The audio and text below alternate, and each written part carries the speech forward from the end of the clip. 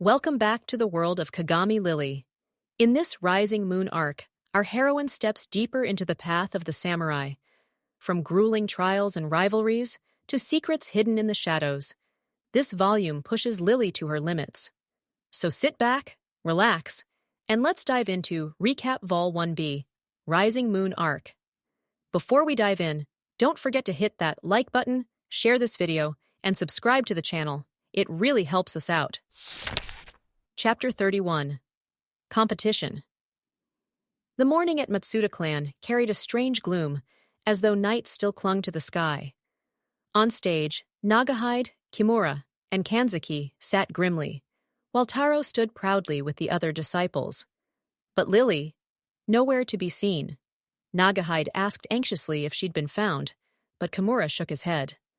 Taro immediately burst into arrogant laughter, mocking that Lily must have run away in fear. His lackeys quickly joined in, declaring the match pointless and pushing for Taro's victory. Their arrogance was unbearable. You can almost feel the smugness choking the air, like the whole courtyard was already rigged in Taro's favor. Nagahide, though doubtful, had no choice but to consider ending the competition. And just when he was about to declare Taro the winner, a figure appeared at the gate. Messy yukata, cold eyes. It was Lily. The atmosphere froze. Taro's shock said it all. He knew something about last night's ambush, and he couldn't believe she was still alive. Lily, calm and composed, brushed off their questions, giving only a polite excuse while shooting Taro a glare so sharp it made even his massive body shiver. That glare hit harder than a blade. Watching a bully shrink under it was so satisfying. She deliberately hid the truth about the ambush, both because Taro would deny it and because admitting she had slain the bandits would only invite trouble. The match was finally called. But instead of a longsword, in fact, Lily had claimed she lost her wooden sword, forcing her to pick a short training tanto from the storeroom. To everyone's shock, Lily chose a short wooden tanto. Everyone gasped, and Taro lost his mind, cursing and mocking her. Yet Lily's words cut deeper than any blade. I will end it soon. That confidence? Pure chills.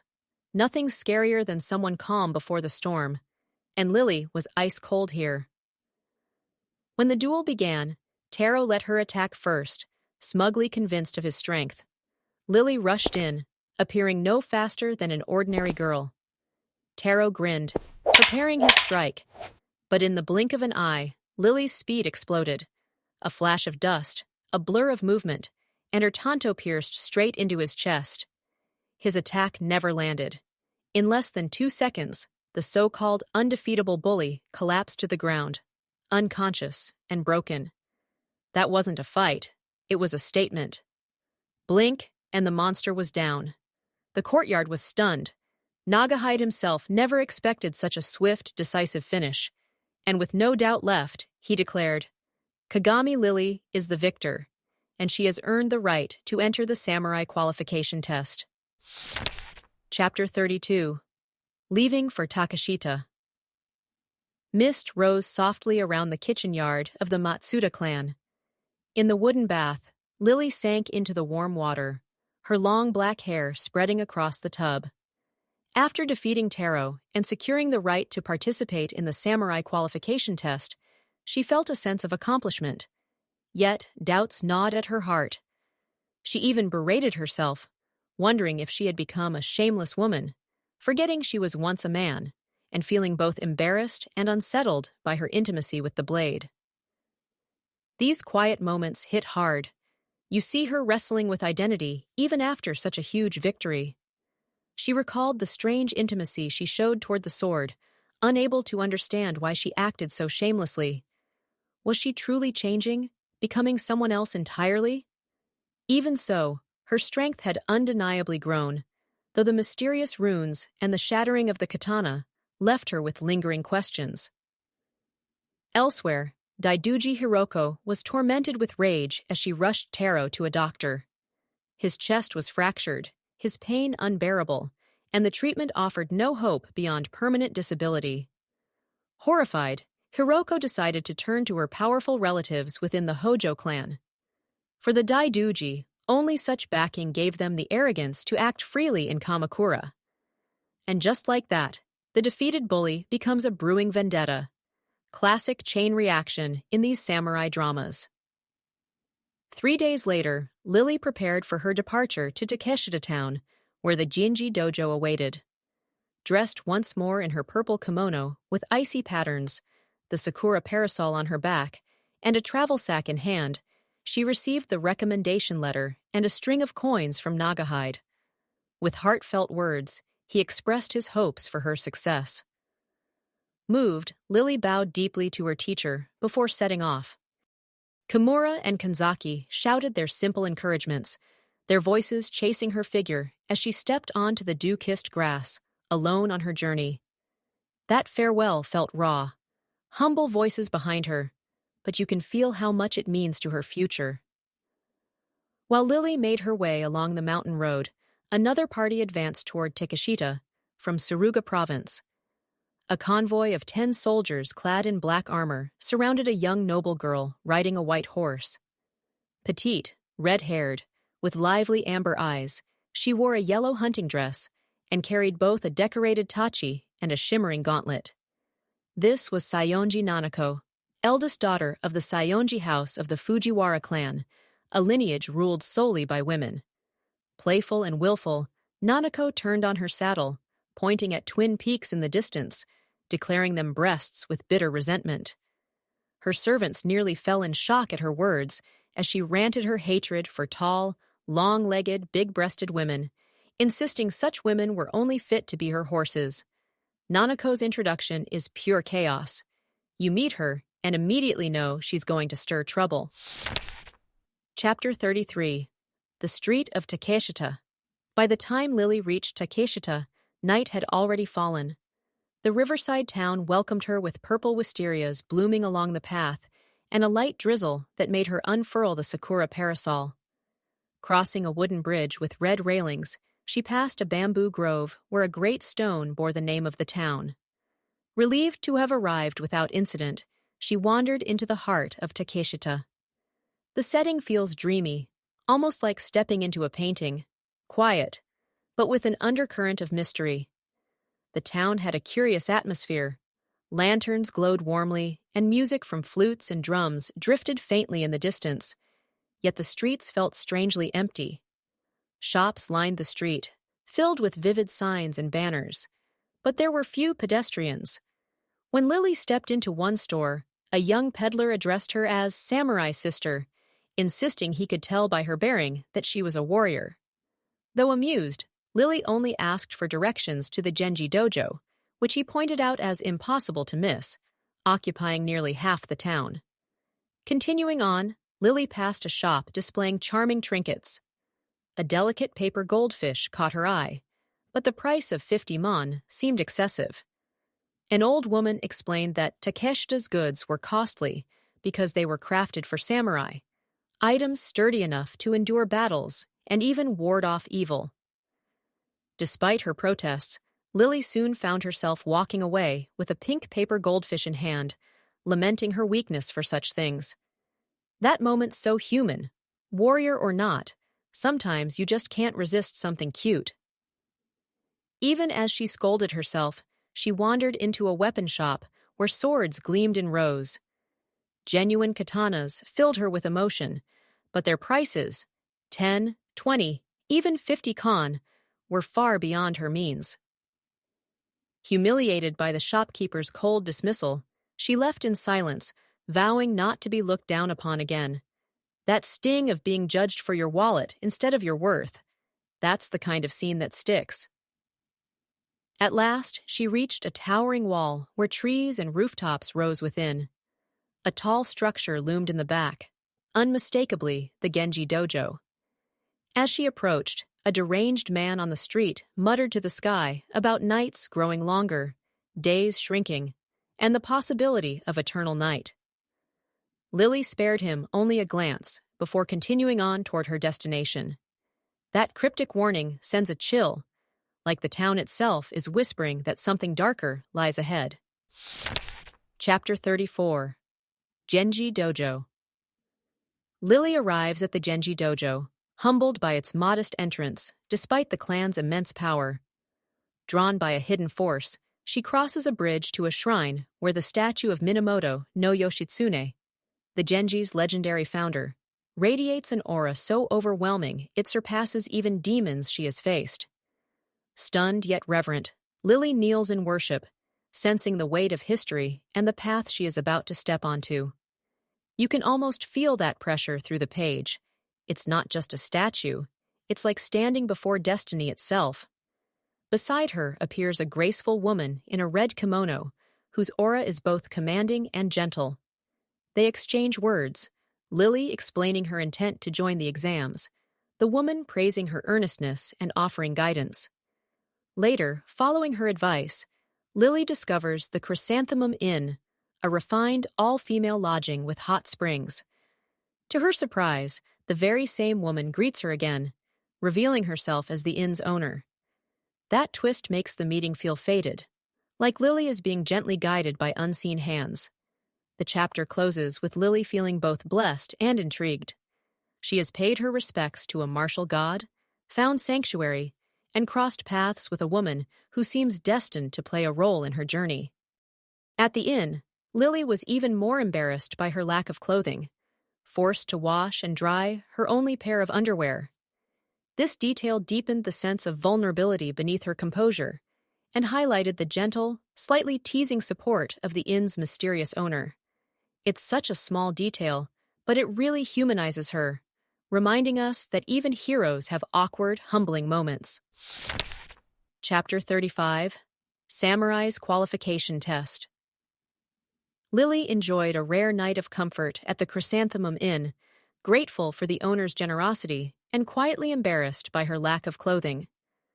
After a simple meal and rest, she set out in the rain with her sakura parasol, heading toward the Genji Dojo for the samurai qualification test.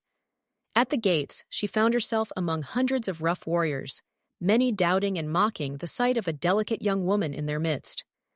Though their stares and comments weighed heavily, Lily remained composed.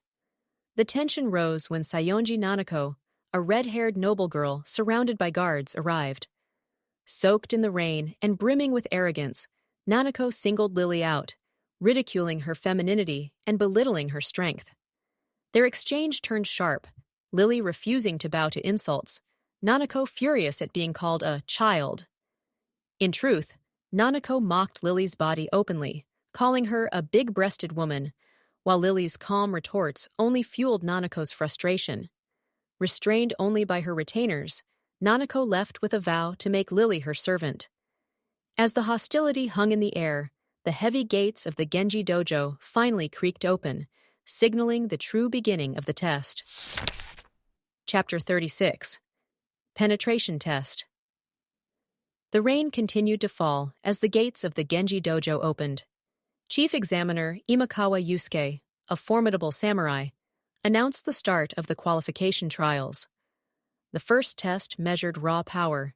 Each candidate had to strike a dharma egg with a wooden sword, achieving at least 80 kan to proceed. Candidates lined up as names were called. Some failed outright, others scraped by, but only about 1 in 5 managed to pass. Among them, Toyota Sanshiro, an elderly man, swung with all his heart for the sake of his granddaughter, but fell short. His determination left Lily quietly admiring his spirit. When Daiduji Takano, a hulking brute with monstrous strength, stepped forward, the crowd fell silent. With a single roar and crushing blow, he shook the dharma egg to its core, recording an astonishing 151 kan. He left the circle swaggering, boasting loudly, and even mocking Lily, though she responded with calm composure. His jeers were crude and threatening, yet Lily's poise under the abuse only highlighted her difference from the brute force surrounding her. Amid the tension, admiration, and failures, the next name was called Sayonji Nanako. Chapter 37, Revealing Strength. The penetration test continued, and many scoffed when Sayonji Nanako, small and delicate in appearance, stepped forward. Against all expectations, she unleashed a brilliant strike infused with spirit power, scoring an extraordinary 267 kan, leaving even the examiners impressed. Next came Kagami Lily. Though mocked relentlessly for her beauty and supposed fragility, she remained calm and focused. Drawing on her spirit power and refined technique, Lily delivered a devastating blow. The slash force sensor shook violently before announcing a staggering 389 can. A result that silenced the entire field. Even the arrogant giant monk Takano was left speechless, his earlier laughter replaced by shock. The rain ceased, sunlight breaking through as if to mark Lily's triumph. Her overwhelming strength not only stunned the dojo, but also revealed her determination to grow stronger and possibly find a new path within the Genji dojo. Chapter 38. Archery and Horsemanship Test. Still shaken by Lily's overwhelming victory in the penetration test, Nanako fumes with jealousy, convinced Lily's strength comes from her big breasts. Meanwhile, Lily remains composed, her result even catching the interest of examiner Imakawa Yusuke, who hints at recommending her to the dojo. Wow, do you see how Lily's humility makes her shine even more? It contrasts perfectly with Nanako's pride. The archery test follows. Despite Daiduji Takano's earlier bravado, he fails miserably and blames Lily with vulgar threats, further sealing his disgrace. In the final round, Nanako challenges Lily to a childish bet. They shoot nearly neck and neck, with Nanako barely edging Lily out by a single ring. She crows about her victory, though Lily calmly denies ever agreeing to the bet. It's so telling. This whole slave-servant fixation really shows Nanako's immaturity, but it also spices up the rivalry drama. During the horsemanship trial, Nanako excels with a perfect score, but Lily faces an unexpected mishap when her horse goes wild, tearing her kimono. Despite the embarrassing wardrobe malfunction, she adapts quickly, shielding herself with her parasol and finishing the test with composure. Her torn kimono left her flustered and exposed for a moment, but her quick thinking not only salvaged her dignity, it won the examiner's respect. The examiners are impressed, noting her adaptability as a true warrior's strength. By the end, only a handful of examinees remain, including Lily and Naniko, proving how grueling the trials are. Lily reflects emotionally on finally taking her first real step toward becoming a samurai, knowing how much harder it is for her compared to others. Yay! Think about this? This part hits hard. The weight of Lily's secret and isolation makes her triumph feel even more moving. Just as the practical exams conclude, Yusuke unexpectedly calls Lily to meet someone important. To her shock, the dojo's mistress is none other than Minamoto no Sakiko, the graceful woman from the Chrysanthemum Inn. This revelation ties Lily's personal encounters directly into the power structure of the dojo, hinting at deeper connections ahead. Chapter 39. Minamoto no Sakiko. Lily finally meets the mistress of Genji Dojo, and is stunned to discover she is none other than Minamoto no Sakiko, the elegant woman from Chrysanthemum Inn. Their conversation unfolds over a tea ceremony, where Sakiko explains the graded value of tea sets, subtly teaching Lily about refinement. Wow, I see how the tea scene isn't just about tea. It's a metaphor for discipline, beauty, and inner strength. Sakiko then surprises Lily with an invitation to join Genji Dojo under a special contract, offering protection, acceptance, and even an advance of 20 kan to buy a proper sword. Lily signs without hesitation, trusting Sakiko completely. Her relief at finally having the means to arm herself is palpable. This moment cements her path forward. But Sakiko doesn't stop there. She playfully drinks from the spot Lily's lips had touched on the teacup, then gifts her a box of carefully chosen underwear, teasing Lily with a mixture of warmth and sensuality. What's wild is, this part blurs the line between mentorship and intimacy. It's equal parts caring and provocative, and the drama is delicious. Though flustered, Lily accepts the gift, realizing it was chosen with practical concern as well as teasing intent. Leaving Sakiko's chamber with money, support, and unexpected intimacy, Lily feels both embarrassed and empowered. With new determination, she prepares to finally buy the sword she desperately needs. Well, do you see how Sakiko plays both protector and seducer? It's a fascinating dynamic that could grow into deeper drama later. Chapter 40. Lily buys a katana. As dusk falls over Genji Dojo, Lily visits the weapon shop for her first real sword. Surrounded by countless katanas, she feels both overwhelmed and exhilarated. Finally, she can claim the weapon that defines a samurai. You can feel the weight of the moment. This isn't just shopping, it's like watching her step across the threshold into true samurai life. The kindly old shopkeeper explains the hierarchy of swords: cheap training blades, sturdy Grade 1 katanas, and the elite Grade 2 masterpieces forged by renowned smiths. He also reveals the samurai hierarchy: low, mid, high tier, then swordmasters, and above all, the legendary sword saints. The mention makes Lily tremble with ambition, recalling the silver-haired warrior who once inspired her. That hierarchy feels like a mountain she's staring up at, and you can tell she's already dreaming of the peak. Lily is drawn to a Grade 2 tachi, the Seiwa Tamashi, elegant yet heavy, forged by a disciple of Munichika. The moment she grips it, she feels a surge of spirit and refuses to let go. Unlike the wooden swords she had trained with, this blade felt alive, heavy, cold, and brimming with power that made her both tremble and rejoice. Despite its daunting price of 36 kan, the dojo's discount allows her to buy it for 18, nearly all her savings. She doesn't hesitate. Even joking that she might be a shopping maniac, Lily knows this is no frivolous purchase.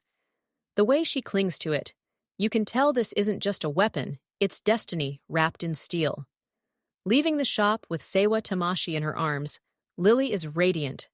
This is more than just buying a weapon. It's the moment she truly steps into her role as a samurai, heart and soul tied to her new blade. Honestly, it reads like the start of a love story. Girl meets blade, and they're inseparable from here on. Chapter 41. Flowery Night. Night falls quickly in this strange world, but Lily embraces it, strolling through moonlit streets until her torn kimono reminds her she needs new clothes. Drawn into a quiet shop, she is captivated by a brilliant red kimono embroidered with flowers. So vivid it feels like a proud lycoris blooming in darkness. That image is gorgeous. The kimono feels less like fabric and more like armor for her soul. The proprietress reveals that the kimono is her shop's treasure, once valued at 30 kan, far beyond Lily's means. Yet, moved by Lily's honesty, she offers it for half of whatever Lily has. When Lily gives just over 1 kan, the woman even returns some change as a reward for her sincerity. That moment hits quietly. It's the kind of kindness that lingers, showing how strangers can leave marks just as deep as battles. Dressed in her new kimono, carrying the parasol Sakura and her new katana Seiwa Tamashi, Lily walks into the night like a fairy misplaced in the human world, elegant, radiant, and solitary. Passers-by stop to marvel at her beauty, yet Lily remains unaware, her figure stirring the shopkeeper's grief all the more as she imagines her lost daughter. It's bittersweet. Lily shines like a vision, but to the shopkeeper, she's also a painful reminder of what was lost. Unbeknownst to her, the proprietress watches with tears, mourning her lost daughter Ayumi, imagining the life that might have been. Lily becomes a mirror for grief here. It's haunting how beauty can reopen old wounds. Chapter 42. Anima Container. Back at the Chrysanthemum Inn, Lily savors her new sword and kimono, but beneath her joy lies a longing. She craves another woman's admiration, someone even stronger and more graceful than herself. That longing feels raw. It's less about romance, and more about her searching for belonging in a body and world she's still learning to accept. The rain keeps her isolated until the Genji Dojo announces the final combat exam: monster extermination. Each participant must slay at least 3 mountain imps, dangerous creatures that hunt in packs and store their anima in special containers. Failure means waiting another year. The dojo charges rent for the containers, sparking outrage among the examinees. That detail cuts sharp. It shows how even noble institutions profit off the struggles of the weak. While most receive plain wooden boxes, Lily is handed a cosmetic box-shaped Grade 2 Anima container, free of charge, a gift from Mistress Sakiko. Its elegance mirrors Lily's identity, delicate outside, but with hidden power. The favoritism draws jealousy, but the disciple reminds them, only strength earns such treatment. His sharp rebuke silenced their protests, underscoring that envy meant nothing without the power to back it up. That shutdown was brutal, but true. Without strength, complaints are just noise. Before Lily departs, she is warned not to underestimate the mountain imps, no matter how strong she seems. That warning lands heavy. You can feel the tension rising, like the stories reminding us beauty won't shield her from blood. Chapter 43. Towards Mount Ayase. Far away, the Daiduji clan rages over Lily's victories. Taro lies broken, Takano fumes over his failure, and Elder Akira vows revenge. They plan to strike when Lily leaves the safety of Takeshita. Akira made it clear.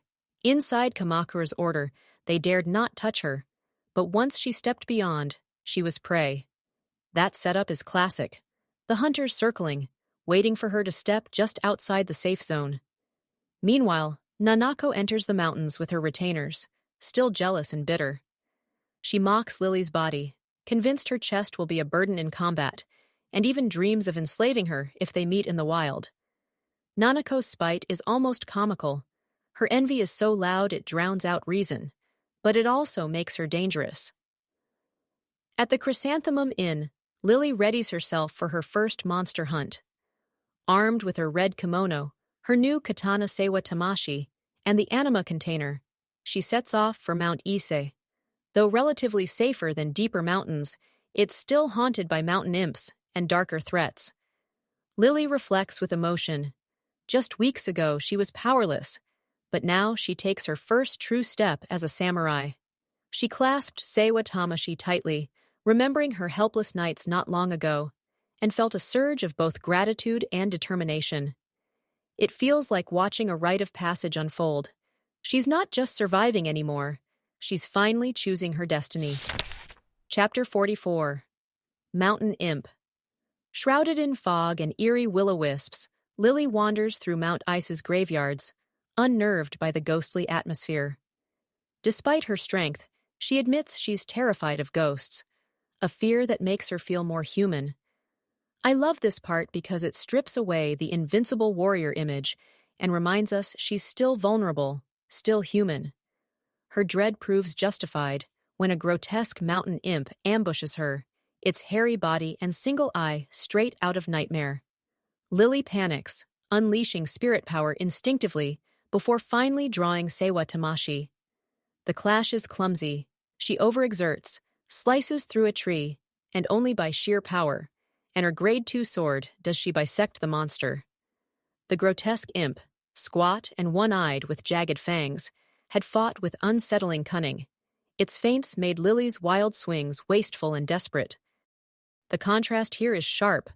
The imp fights with eerie cunning, while Lily's flailing in fear, and yet raw strength is what tips the fight in her favor. Exhausted but victorious, Lily uses her anima container to capture the monster's essence. Yet something strange happens. Her sword resonates, almost tugging at the anima itself. She chooses the safer option, sealing it in the box, though unease lingers. In the end, Lily earns her first anima and her first true step as a monster slayer, though she knows her fear and wastefulness reveal how far she still has to grow. That's the real win here. Not the kill itself, but the sobering reminder that strength without control comes at a cost. Chapter 45. Inevitable Clash. The mountain imps of Mount Ayase may be weak alone, but their colonies are deadly.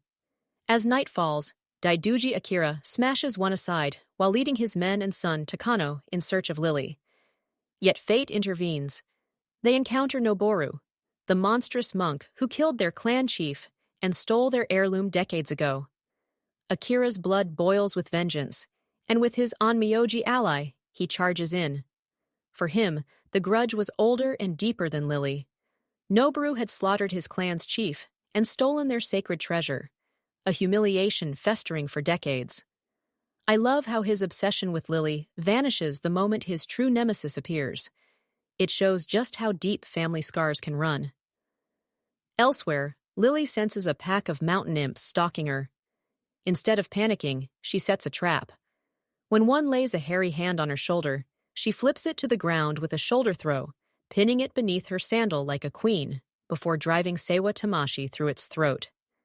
The others strike from above, but Lily evades with ghostly footwork learned during the night parade. In a swift uppercut slash, she cuts one down mid-air, blood scattering through the branches. Her movements, polished by the spectral dances of the night parade, were both eerie and graceful. Battle turned almost into performance.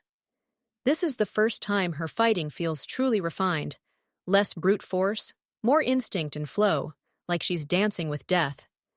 Two battles rage in parallel, one born from blood feud, the other from survival and growth. Both remind us that clashes, whether with monsters or with destiny, are truly inevitable. Chapter 46. Night at the Mountain.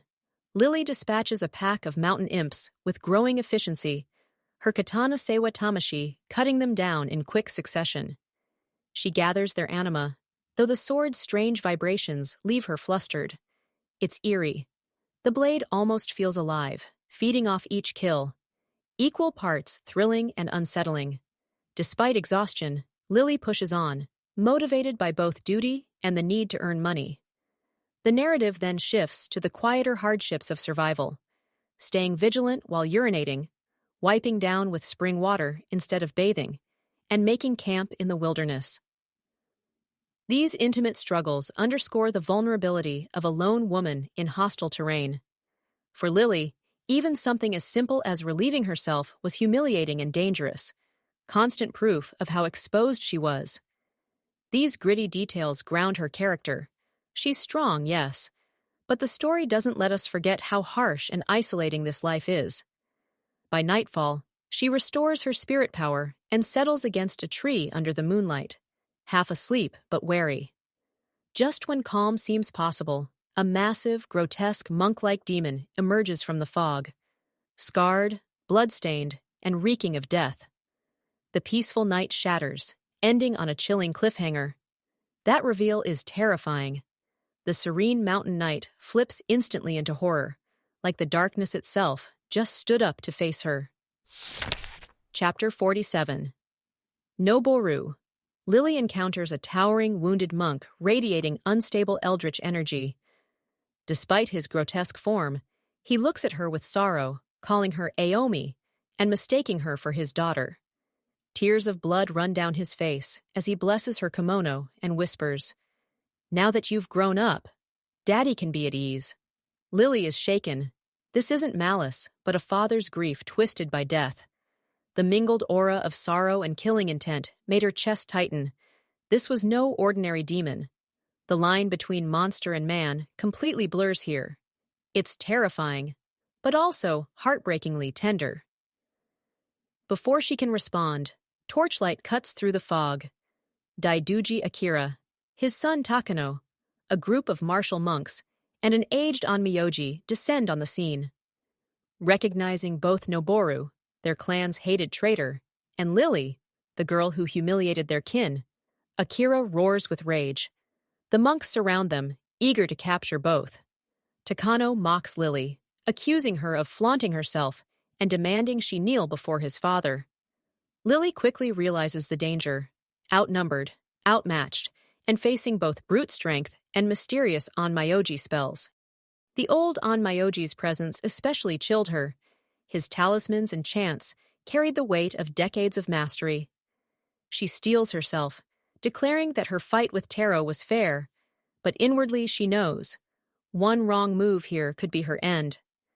That tension is suffocating. You can almost feel the noose tightening around her with every word. Chapter 48. Unyielding blade. Surrounded by Daiduji forces, Lily refuses Akira's command to kneel. She spits back that her only sin is being a powerless woman, yet she will never submit. Infuriated, Takano charges, but Lily's blade flashes faster than thought, severing his arm in one merciless stroke. The sight of the spraying blood made even Lily recoil. Her own ruthlessness frightened her. That's chilling. The moment her sword becomes so ruthless, it even startles her. Akira roars for blood, unleashing his martial monks. Their crushing clubs batter Lily, overwhelming her despite her speed. Worse, the aged Onmyoji binds Noboru in a cage of talismans, burning his face with sorcery. Lily staggers, nearly broken, until Noboru's obsession explodes. The bonds shatter as he rises, roaring for Ayumi. In a desperate final stand, Noboru shields Lily, his massive machete scattering the monks. Bleeding, covered in miasma, he presses a glowing orb, Daiduji's heirloom, into her hands and commands her to flee. It was the same clan treasure he had stolen decades ago, now returned not to his kin, but entrusted to the girl he mistook for his child. For once, Lily holds back the truth of not being his daughter, honoring his sacrifice. She swallowed the truth, knowing to deny him now would only make his death meaningless. She runs as he blocks the enemy's path, roaring his last vow to protect Ayumi. It's brutal, but strangely beautiful. Noboru dies not as a monster, but as a father who finally fulfills his vow. Chapter 49. Mountain Imp Colony.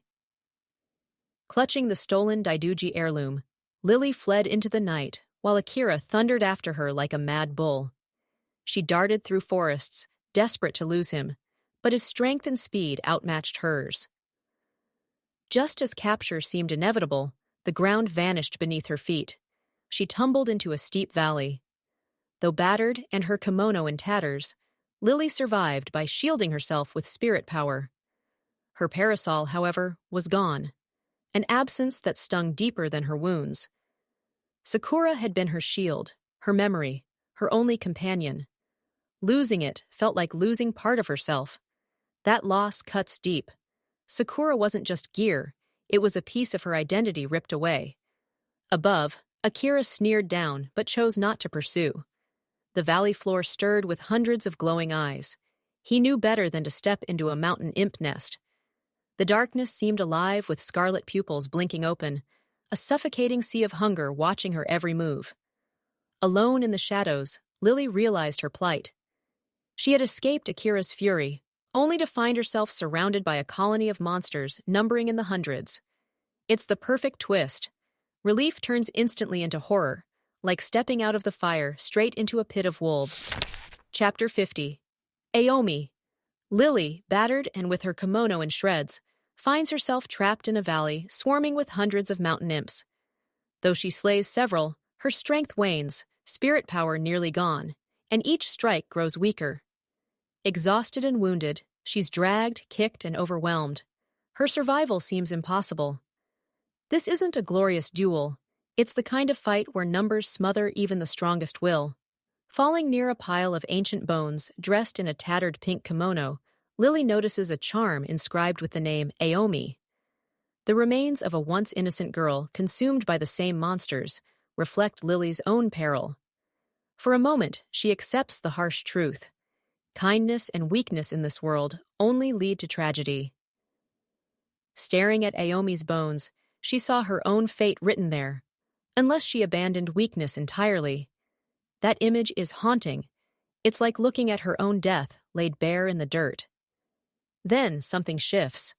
With a chilling laugh under the moonlight, Lily grips her sword as an uncanny torrent rises within her. Seiwa Tamashi, once glowing blue, floods with red light. Pulsing runes crawl across the blade like blood vessels. Under the moonlight, Lily's laughter rang sharp and eerie, half despair, half exultation, as if the sword had claimed part of her soul. It's not triumph, it's transformation, and it feels both exhilarating and terrifying to witness. Chapter 51. Soul Eater. Lily, drained and on the brink of defeat, suddenly discovers that her sword, Seiwa Tamashi, can absorb the anima of the slain mountain imps. The essence flows into her dantian, awakening a dormant magatama that surges with new spirit power. In seconds, her exhausted body is revitalized, her strength overflowing into a frightening demonic aura. A crimson-black haze coiled around her, and the magatama in her core pulsed as if awakening a darker self. That flip is insane. One moment she's prey, the next she feels like the predator unleashed. With a single slash, faster than the eye could follow, Lily cleaves a massive mountain imp in two, shocking the horde that had nearly claimed her life. Her newfound strength is both awe-inspiring and terrifying, almost like she has crossed into the realm of monsters herself.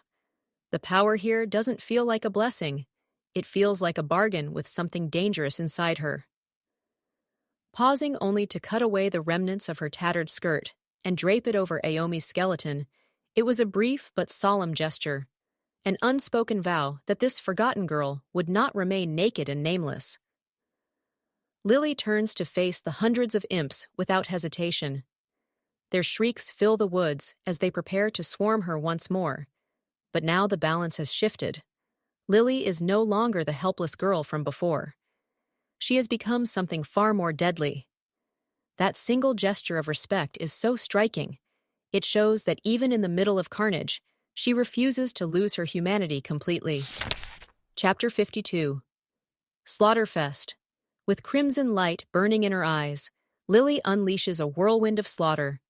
Her katana carves perfect arcs, cutting down imps by the dozens, while Anima floods her body in endless supply. Sword waves slice through trees and enemies alike. What was once a desperate fight becomes a massacre. Blood sprayed across her skin and kimono until she was drenched, almost unrecognizable in the crimson haze. The shift is chilling. She's no longer just surviving. She's reveling in it like a reaper let loose. Her attacks grow sharper, faster, unstoppable. The imps realize too late that numbers mean nothing. Each death only feeds her more spirit power. To them, she is no longer prey, but a crimson-clad executioner. Panic spreads, and the horde scatters, leaving behind over 100 corpses and a valley drenched in blood. Their retreat feels less like fear of death, and more like recognition that they're staring at something unnatural. After the carnage, Lily notices her power has drastically increased, rivaling even powerful foes she once feared. Testing her blade, she sees how her red spirit power creates runes and a penetrating aura stronger than before. But when the adrenaline fades, she blushes at the ridiculous scraps of clothing barely covering her body. The frenzy left her breathless, shaken by how natural the killing had felt. That snap back to self-awareness is jarring. One moment she's a goddess of war, the next she's blushing over torn clothes. It's humanity crashing back in. Chapter 53. Dance of Sorrow. After the brutal slaughter, Lily reflects on the power she's awakened and the cruelty of a world where the strong devour the weak. She doesn't waste hatred on Daiduji Akira, seeing him as just another demon in human skin. If they meet again, she'll simply kill him. That's a chilling mindset. Her anger isn't personal anymore. It's directed at the entire world that breeds this cruelty. Retrieving her Sakura parasol and testing her newfound abilities, Lily then encounters Noboru's scarred, lifeless body. Though his soul is gone, his presence radiates dignity. Moved, she brings Ayumi's remains and buries them by his side, uniting two tragic fates. This moment hurts. It turns the battlefield into a graveyard of memories, binding Lily to the losses she's witnessed. Under the moonlight, Lily sheds her ruined kimono, dons a clean white yukata, and performs a solemn dance of mourning. With katana in hand, she sings a tragic song, honoring the dead with every movement. In that moment, she felt like both shrine maiden and warrior, weaving sorrow into ritual. At Noboru's feet, she carves the words, "Died in honor." The dance feels like a prayer carved into motion, graceful, mournful, unforgettable. As she departs the mountain, The scene lingers on the red cloth, fluttering over a makeshift grave, a poignant reminder of sorrow, dignity, and the weight Lily now carries. Chapter 54. Sleeping Beauty. After her fierce battles, Lily feels feverish and overwhelmed by the excess anima she absorbed. Dizzy and overheated, she collapses beneath a tree, her consciousness fading despite attempts to resist. Vulnerable and exposed, her state could spell disaster if enemies, or Akira's men, were to find her. Sweat soaked her thin yukata, clinging to her curves, an image both fragile and defenseless. It's tense because the danger feels so real. Her strength means nothing if someone finds her like this. As she sleeps, the moonlight weaves around her like silk, cooling her body, easing her breath, and purifying her feverish state. This mystical baptism ensures she will no longer faint from her powers, though her inner struggles remain. The moon feels almost divine here, like fate itself is stepping in to cradle her when she's at her weakest. Just then, a group led by Sayonji Nanako passes by. Complaining about her own struggles in the exam, Nanako is shocked to discover the figure of a sleeping girl beneath the trees. When the lanterns reveal Lily in her white yukata, Nanako blurts out in disbelief, "Big-breasted woman!" Her guards exchanged baffled looks, unsure whether to laugh or stay silent. The tension suddenly twists into irony, mixing danger with humor. That outburst completely shatters the solemn mood. It's jarring, funny, and a little awkward, but it works as unexpected relief. Chapter 55. The Cottage Below Mount Ayase. Lily awakens tied up in a shabby cottage, bound with samurai restraining ropes. To her relief, her captor isn't a monster or bandit, but the haughty Sayonji Nanako. Nanako revels in her upper hand, demanding Lily sign a slavery contract as repayment for being saved. The arrogance here is wild. It's ridiculous, but the tension underneath makes it strangely gripping. The exchange spirals into humiliation and provocation. Nanako teasing Lily with threats and the whip, Lily responding with indifference and sly taunts. When Nanako finally unties Lily's hands to force her signature, Lily cleverly flips the situation, signing in the owner's section and seizing a chance to turn the tables. Her mischievous smile infuriated Nanako. The contract now made her the servant instead. Their spirit power clash shatters the cottage, leading to a tumble of embarrassing positions and heated rivalry. The whole scene feels like equal parts duel and slapstick, fierce and ridiculous all at once. As Nanako's samurai guards burst in, Lily regains her weapons and makes her escape through the window, leaving only mist and a sharp remark about the still blank contract. Chapter 56. Chaos. Still fuming from her humiliating encounter with Nanako, Lily vows she'll never let such weakness overtake her again. Her thoughts soon drift as she journeys down Mount Ise, observing hard-working farm women and reflecting on the simple beauty of their lives. For a fleeting moment, she wished she too could vanish into such peace, far from blood and swords. That contrast hits. You feel the ache of someone caught between wanting a quiet life and being chained to destiny. Catching a ride into Takashita, Lily feels hopeful. Tomorrow she'll finally claim her female samurai certificate. But as the skies open into a thunderstorm, peace shatters. A massive black steed thunders down the riverside, radiating an overwhelming aura that even crushes Lily's spirit power. Frozen in shock, she is moments from being trampled. The aura pressed on her chest like a mountain, making her spirit power shrivel and her body refuse to move. At the brink of disaster, a commanding yet gentle hand pulls her onto the beast's back. There, Lily comes face to face with the silver-haired Blade Maiden, the legendary warrior who once saved Kamakura. Now, in the storm's chaos, Lily finds herself held tightly by this cold but mesmerizing woman, their reunion charged with awe, tension, and unspoken fate. The timing is perfect, turning her brush with death into a scene that feels like destiny crashing down through the storm. Chapter 57. Confusion. On horseback with the silver-haired Blade Maiden, Lily is overwhelmed by her beauty, the violet eyes, soft lips, and intoxicating scent.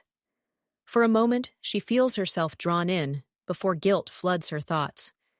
That tug of war inside her feels raw. You can sense the pull between instinct and loyalty. Determined not to falter, Lily demands to be released. Instead, the woman silences her protests with an unexpected kiss. Lily's shock deepens into despair, her first kiss stolen, yet her resistance weakens as Ray's passion overwhelms her. Her limbs went slack, mind reeling as if her very soul was being stolen. The storm outside mirrors the chaos within, rain pelting, hearts colliding. When Ray finally pulls away, Lily slaps her in anger. Yet Ray only smiles, introducing herself as Wasugi Ray, revealing her identity after taking what she wanted. The rainbow rising after the storm contrasts Lily's soaked clothes and burning humiliation, highlighting her state of utter confusion, caught between attraction, betrayal, and the pull of destiny. That rainbow stings. It feels like the sky itself is mocking her shame with beauty. Chapter 58. Tears. Shaken and humiliated, Lily jumps from Ray's horse, wiping her lips in anger, her first kiss stolen. Though Ray casually calls her cute, Lily insists it was only humiliation, nothing more. Yet Ray's poetic flattery, praising her face, lips, and body, unsettles Lily, torn between revulsion and a blush she refuses to admit. That mix of insult and allure makes Ray dangerously unpredictable. You never know if she's teasing, taunting, or dead serious. When Ray crudely comments on Lily's body, Lily draws her katana in outrage. Ray only smiles, intrigued, and even calls Lily her destined woman. The tension peaks, but instead of pressing further, Ray leaves for the nearby Genji shrine. Following her in secret, Lily witnesses a startling change. Ray kneels before the statue of Lord Iyoshi, offering prayers with tear-streaked cheeks. No sobbing, only silent dignity and sorrow. It was the kind of grief too heavy for words, revealed only in the quiet fall of tears. Those silent tears flip everything. The same woman who stole a kiss suddenly feels fragile, almost tragic. At sunset, their paths cross again. Lily defiantly declares her name, Kagami Lily, warning Ray not to harass her again. Speaking her name aloud was more than defiance. It was her way of reclaiming pride after humiliation. Ray departs with only a soft farewell, smiling one last time before vanishing on horseback. Lily fumes, pretending to be relieved, but the truth lingers. Both women have given their first kiss to each other, binding them in ways neither can yet admit. It's messy, it's complicated, and that's exactly what makes their dynamic so compelling. Chapter 59. Pass Certificate. Akira and his men return defeated, seething with hatred. They failed to recover their heirloom, and though they assumed Lily was dead, news arrives that she's alive and well. Akira nearly explodes.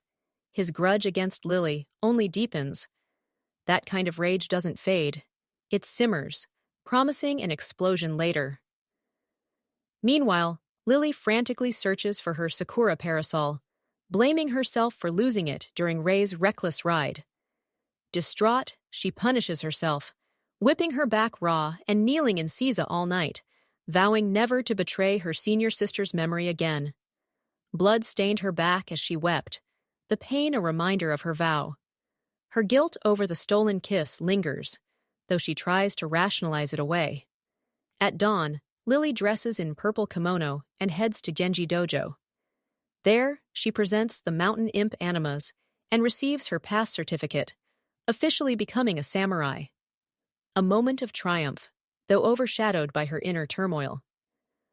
Just then, a young samurai nervously delivers a note from Sayonji Nanako, a taunting message promising the return of Lily's missing parasol if she meets Nanako under the old pine tree that evening. The note warned she must come alone, or the parasol would be lost forever. That's such a sharp pivot. She barely has time to breathe in her victory before Nanako yanks her back into another storm. Chapter 60. Lily's Penetration Force. Still unsettled after losing the Sakura parasol to Nanako, Lily sought an outlet for her frustration and a measure of her growth.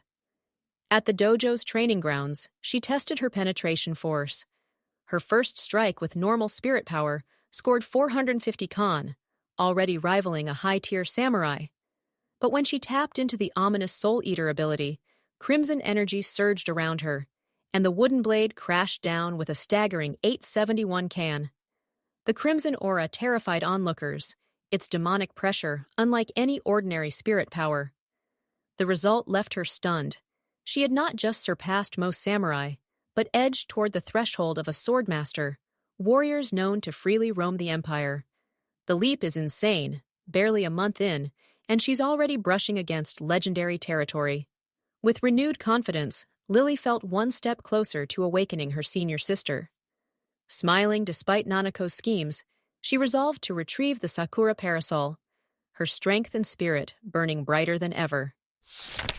Chapter 61. Lily's Gamble.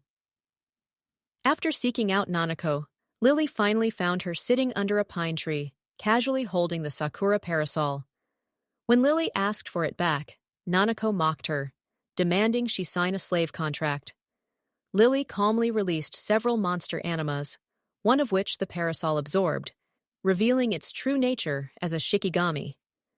The parasol flew back into Lily's hands, leaving Nanako red-faced and humiliated. But the drama didn't stop there. Sakura, ever outspoken, exposed Nanako's embarrassing behavior from the previous night, confirming her pervy tendencies. Her mocking tone stretched every word, twisting Nanako's shame into laughter for all. Sakura's call-out is hilarious. It's like adding salt and lemon to Nanako's wounded pride. Shamed and furious, Nanako lashed out, hurling insults and finally calling Lily a fox spirit. That word struck at Lily's deepest insecurity, igniting a silent fury she could no longer contain. That single word pierced deeper than any blade, awakening wounds Lily never showed. She accepted Nanako's duel. Nanako, supremely confident in her refined training and family kodachi, laughed at the idea of losing. But as Lily's stance grew heavy with resolve, the atmosphere shifted.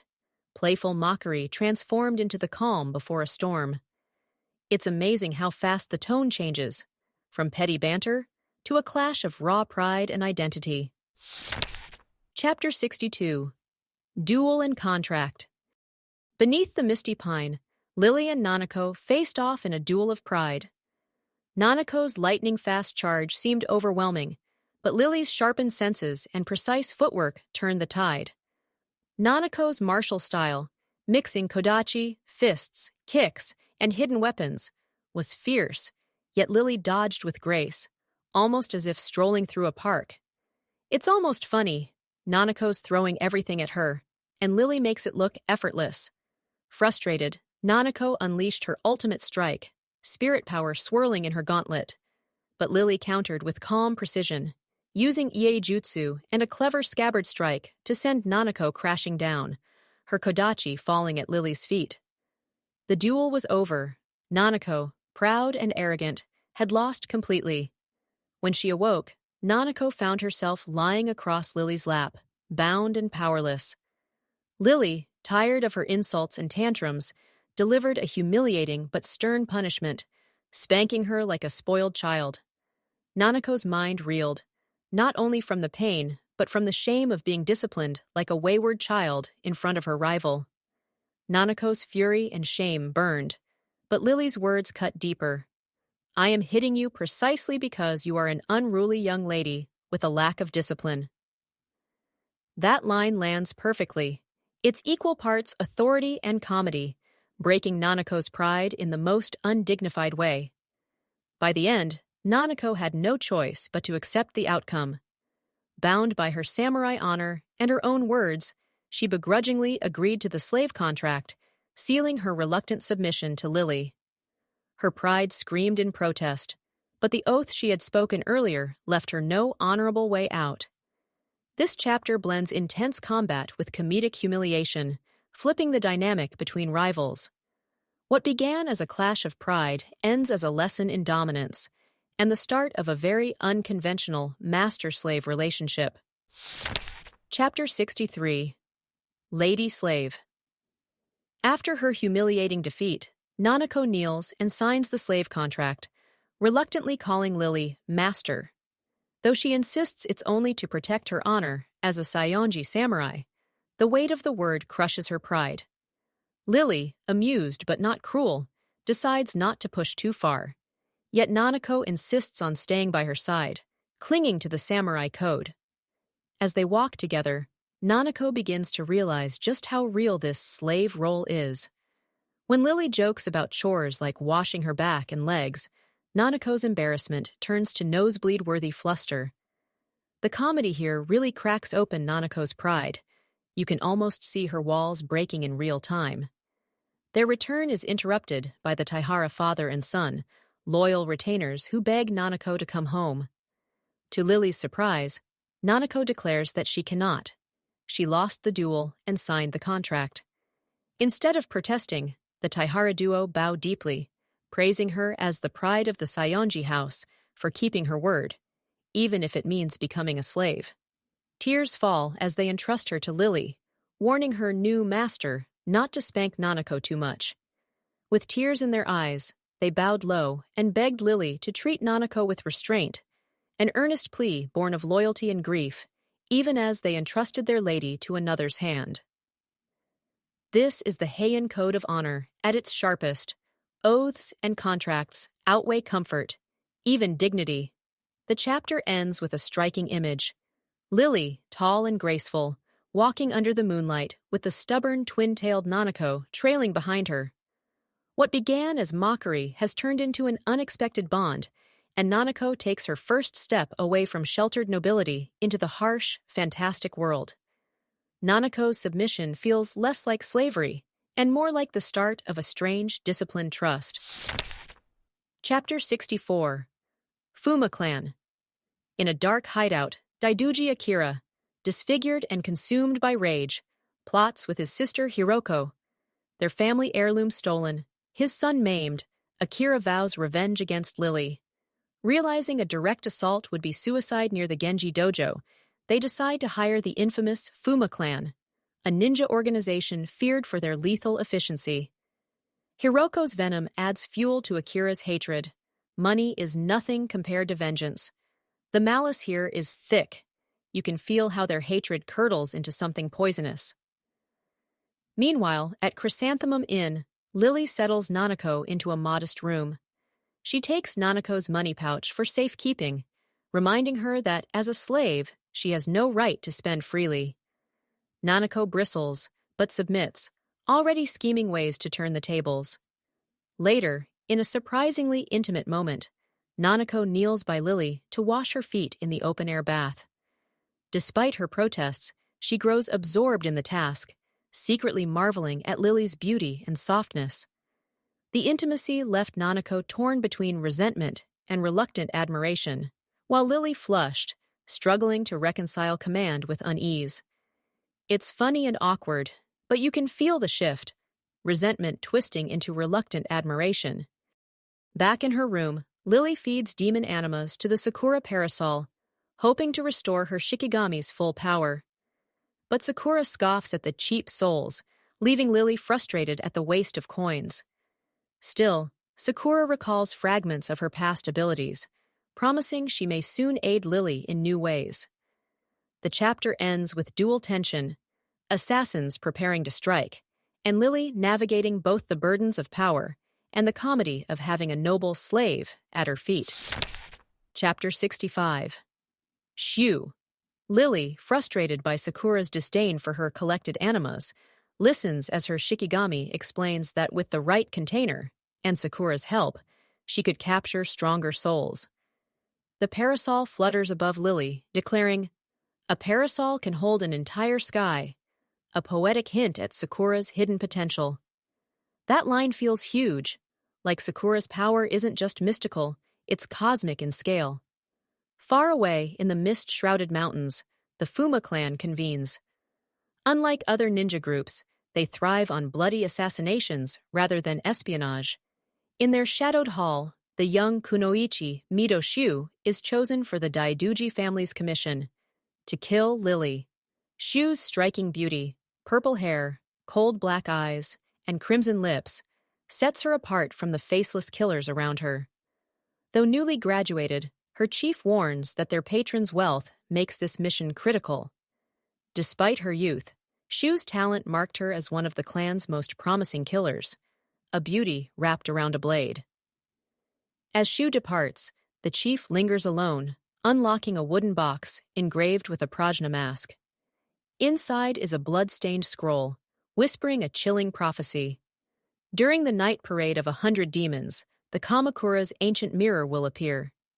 His grim expression suggests this is far more important than any assassination contract. The contrast here is chilling. Lily's quiet bond with Sakura, set against Shu's arrival, and a prophecy dripping with dread. Chapter 66. Spirit Power, True Essence, and Resentful Spirit. Lily retreats to the forest to train, testing her swordsmanship and spiritual energy. When she channels the red power within her, it surges violently. Sakura Parasol identifies it as eldritch energy, usually tied to monsters and resentment. Horrified, Lily wonders if she might be some kind of fox spirit or demon. The thought chilled her. Each surge of power felt intoxicating yet alien, like a temptation she dared not embrace. That moment of, "Am I even human?" hits hard. It's fear and identity crisis rolled together. Through teasing banter and some very suggestive parasol humor, Sakura explains the truth. Blue spirit power comes from nature and harmony, while red spirit power is forcefully drawn, tainted by resentment and death. When Lily absorbs animas, they transform into resentful spirits, fueling her strength, but also her guilt. Yet Sakura reassures her. She remains kind and human, and hunting monsters is the righteous way to grow stronger. The lewd jokes break the tension in the best way, its dread softened by embarrassed laughter. Relieved, Lily continues studying and training alongside Nanako at the inn, delving into martial texts, though careful not to pry into Nanako's family secrets. After a week of practice and waiting, the long-awaited notice arrives. Both girls are summoned to the dojo to formally receive their samurai certificates. It's a great shift, from inward doubts about her power to outward recognition of her place as a samurai. Chapter 67. Night before receiving certificate. As the day darkens, Lily senses an uneasy gloom hanging over Takashita, despite the safety of being near the Genji dojo. She practices vigilance by planting wisps of spirit power around the Chrysanthemum Inn, small safeguards that will soon prove critical. Nanako arrives with a gift, a beautifully tailored red kimono, and her irritation barely hides the affection behind her gesture. Though her tone was prickly, her choice of such an intimate gift betrayed both pride and affection. Lily feels awkward at needing Nanako's money, but is touched by the gesture, especially as Nanako insists her master must look elegant. Nanako's tsundere streak here is priceless. Her pride says, "I don't care," but her gift screams otherwise. Meanwhile, in the surrounding forests, Fuma clan assassins, led by Midoshu, prepare to strike. Ruthless and efficient, they plan to kill Lily swiftly, ensuring no trace of their client's identity is revealed. The contrast is stark. Lily enjoys small domestic comforts, while death silently approaches. Later that evening, as Nanako goes out to bid farewell to her old retainers, Lily tries on the vivid red kimono. It fits perfectly, making her feel like a blossoming higanbana, elegant, radiant, and alive. Yet just as she admires herself, her alert spirit power flares. More than a dozen murderous presences infiltrate the inn. The air itself seemed to split under the weight of killing intent, shredding the brief warmth of the moment. The red kimono shifts from symbol of beauty to a warning flag, its elegance laced with danger. This chapter masterfully blends tender intimacy and foreboding suspense. Chapter 68. Blade Maiden, Part 1. Lily senses assassins closing in, but remains unnervingly calm, sipping tea as if nothing is amiss. When Fuma clan ninjas finally descend through the ceiling, she strikes in an instant. Her blade arcs like the crescent moon, cutting down foes before they can even draw. One by one, ninjas fall to her blade and her parasol, which she wields like a deadly, spinning weapon. Her movements blur with precision, dodging shurikens like a butterfly and countering with devastating red spirit power. Yet every slash left the corridor slick with blood, the quiet inn turned into a slaughterhouse. This is where Lily stops looking like someone under siege and becomes the nightmare her enemies fear. By the time the blood settles, 12 assassins lie dead. Only one remains, Mito Shu, a prodigy of the Fuma clan, standing poised under the crescent moon. She admits Lily is far stronger than expected, but refuses to reveal her client outright, though hints point clearly to the Daiduji clan. Her tone was mocking, as if amused to let Lily piece together the truth while denying her satisfaction. Her aura radiates danger, at least equal to Akira's, making the upcoming duel one Lily cannot take lightly. The irony stings. Shu acts coy about her client, while basically confirming everything Lily already knows. Chapter 69. Blade Maiden, Part 2. The moonlit courtyard becomes a deadly stage as Lily faces Mito Shu, a ninja as strong as Akira. Shu opens with volleys of shurikens and aerial tricks, but Lily blocks with red-empowered sleeves and meets her blade to blade. Their clash sparks like fire against night, forcing both to show their full strength. Lily's counterattacks are fierce. Her crescent sword wave splits trees, and in a moment of unexpected humor, she smacks Shu's bottom with her scabbard, leaving the ninja enraged and humiliated. That cheeky scabbard strike cuts the tension for a beat, like comedy slipped into a life-or-death duel. Enraged, Shu escalates with her family's secret weapon, purple mist bombs that act as a supercharged aphrodisiac, designed to weaken women until they collapse. Lily inhales traces despite dodging, leaving her flushed and unsteady, though her willpower keeps her standing. Each breath felt invasive, a violation aimed at breaking not her body, but her dignity as a woman warrior. Shu gloats, laughing at Lily's supposed downfall, confident victory is near. This isn't just combat, it's psychological warfare meant to strip her pride as much as her strength. Cornered, Lily steels herself. Despite the haze clouding her, she gathers her spirit power, her black hair fluttering and eyes blazing with sharp, star-like light. The duel is far from over. If anything, it's only now reaching its most dangerous stage. Chapter 70. Blade Maiden, Part 3. Lily's red spirit power blooms like a Higanbana in full fire, both beautiful and terrifying. Shu, shaken yet desperate, unleashes her final gambit. 3 purple mist bombs, paired with a lethal sword strike, meant to corner Lily no matter her choice. But Lily refuses to yield. Channeling raw spirit force, she unleashes a devastating slash that blasts the bombs away and turns the mist back onto Shu. The wave strips Shu of her clothes and composure, leaving her vulnerable and humiliated, her body trembling from the very poison she had unleashed. It's poetic justice. Shu's own weapon strips her of pride and leaves her exposed in every sense. As Lily approaches, Katana glowing with mysterious red runes, Shu realizes the truth. In awe and despair, she names Lily's true identity, the Blade Maiden, a legendary existence said to stand above all samurai, combining unmatched strength, beauty, and supernatural power. Overwhelmed, Shu confesses defeat, weeps and faints, her arrogance shattered.